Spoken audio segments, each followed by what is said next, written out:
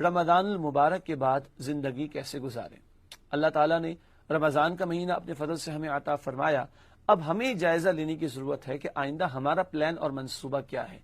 اللہ تعالیٰ قرآن میں فرماتے ہیں سورۃ الحشر آیت نمبر 18 میں، یا ایھا الذین آمنوا اتقوا اللہ ولتنظر نفس ما قدمت لغد، اے ایمان والو اللہ کا تقوی اختیار کرو، گناہوں کو نافرمانیوں کو چھوڑ دو۔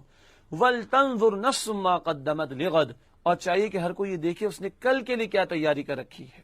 وہ کل کیا ہے؟ آپ کی میری موت، جو آج ابھی بھی آ سکتی ہے۔ ایک کل پوری دنیا پر آنے والی قیامت، وہ تو جب آئے گی آئے گی، مگر آپ کی کل آج ابھی اس وقت، میری کل آج ابھی اس وقت بھی آ سکتی ہے، اور وہ ہے میری اور آپ کی موت۔ کیا ہم تیار ہیں مرنے کے لیے؟ قرآن تو دعوت دے رہا ہے، غور کرو، سوچو کل کے لیے تم نے کیا تیاری کر رکھی ہے۔ ناظرین کرام، رمضان مبارک کے بعد زندگی بسر کیسے کریں؟ بہت سارے پہلو ہیں۔ ہمیں نمازوں کی توفیق اللہ نے رمضان میں دی، رمضان کے بعد بھی فرض ہے نماز ادا کرنی۔ ہم نے رمضان مبارک میں دعاؤں کا اہتمام کیا، رمضان کے بعد بھی کرنا چاہیے۔ ہمیں رمضان مبارک میں قرآن سنانے کی توفیق ملی، رمضان کے بعد بھی اس کی تلاوت کا معمول ہونا چاہیے۔ رمضان میں ہم نے اور خیر کے کام کیے، رمضان کے بعد بھی ہونے چاہیے۔ میں 3 باتیں اس وقت آپ کے سامنے رکھنا چاہوں گا انشاءاللہ۔ 3 باتیں۔ پہلی بات، ہمیں اصل میں 2 روزوں کا اہتمام کرنا ہوتا ہے۔ جی ہاں، 2 روزے۔ کیا مطلب؟ ایک روزہ رمضان مبارک کا صبح صادق سے لے کے غروب آفتاب تک، یہ چند گھنٹوں کا روزہ ہے، جس میں کچھ پابندیاں ہیں، کھا نہیں سکتے، پی نہیں سکتے، زوجین کا تعلق قائم نہیں کر سکتے۔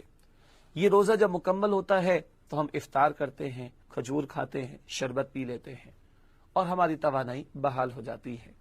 ایک اور روزہ بھی ہے، جس بڑے روزے کی تیاری کے لیے یہ چھوٹا روزہ ہمیں عطا کیا گیا۔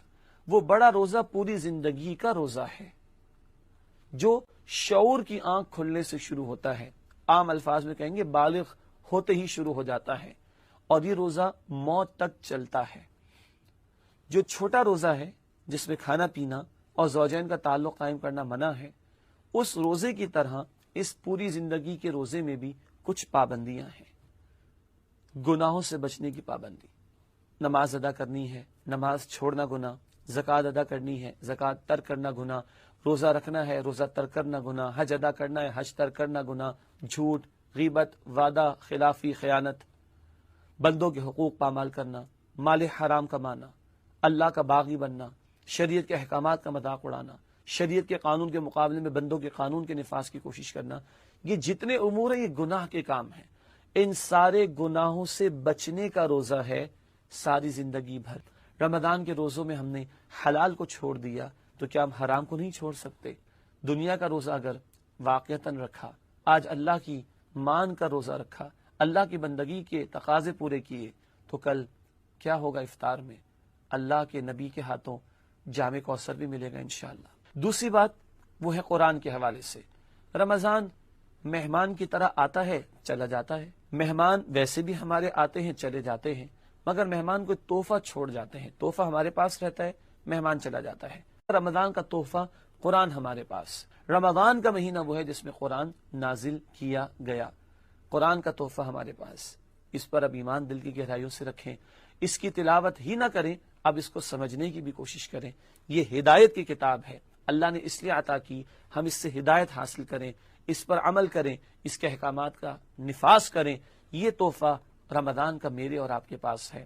جس اللہ نے رمضان میں پڑھنے اور سننے کی توفیق دی، وہ اب بھی قادر ہے، اب بھی وہ ہمیں توفیق دینے پر قادر ہے۔ ہم مانگنے والے تو بنے، ہم طلب طلب پیدا کرنے والے تو بنے۔ آئیے اللہ سے عہد کریں، ہم قرآن کو تھامیں گے، سینے سے بھی لگائیں گے، اس کو چومیں گے بھی، مگر کھولیں گے بھی تو صحیح۔ جیسا کہتا جائے گا ویسے عمل کرتے چلے جائیں گے۔ تیسری اور آخری بات، رمضان کے بعد کیا کریں؟ رمضان المبارک میں ایک ماحول اللہ نے تعریف فرما دیا تھا۔ کہیں آفس میں عام طور پر 20 لوگ کام کرتے، 2 لوگ نماز کے لیے جاتے ہیں۔ رمضان میں سب جا رہے تھے ظہر میں، گھر کے افراد میں سے 1-2 لوگ مشکل جاتے ہیں جماعت کے لیے، اب سارے مرد جا رہے ہیں، بچے بھی جا رہے ہیں۔ رمضان میں یہ ممکن تھا۔ رمضان میں روزے جیسی مشقت ہم نے برداشت کی۔ عام دنوں میں نفل روزہ رکھنا ذرا دیکھیں تو صحیح کتنا مشکل ہوتا ہے، مگر اتنی مشقت والی عبادت ہم نے اللہ کے فضل سے انجام دی۔ کیوں؟ ایک ماحول اللہ نے پیدا فرما دیا، ماحول کی برکت تھی، نیکی کی طرف بڑھنا آسان، بدی سے بچنا آسان تھا۔ مگر رمضان کے بعد شیطان بھی آزاد. چاند نظر آیا، صفیں کم ہو گئی، شیطان آزاد ہو گیا. اب کیا ہے؟ اب ماحول بنانا پڑے گا. عید ہوتے ہی ہمارے ماحول کے اندر فلمیں، ڈرامے، ناچ گانے، سب کچھ دھندے نظر آنا شروع ہو جاتے ہیں. کرنا بھی چاہیے اور اجتماعیت اختیار کریں تاکہ اس ماحول کو بدلنے کے قابل ہو سکیں. تبھی جو محنت رمضان میں کی وہ برقرار رہے گی، محفوظ رہے گی اور اس کے اثرات انشاءاللہ محسوس کریں گے.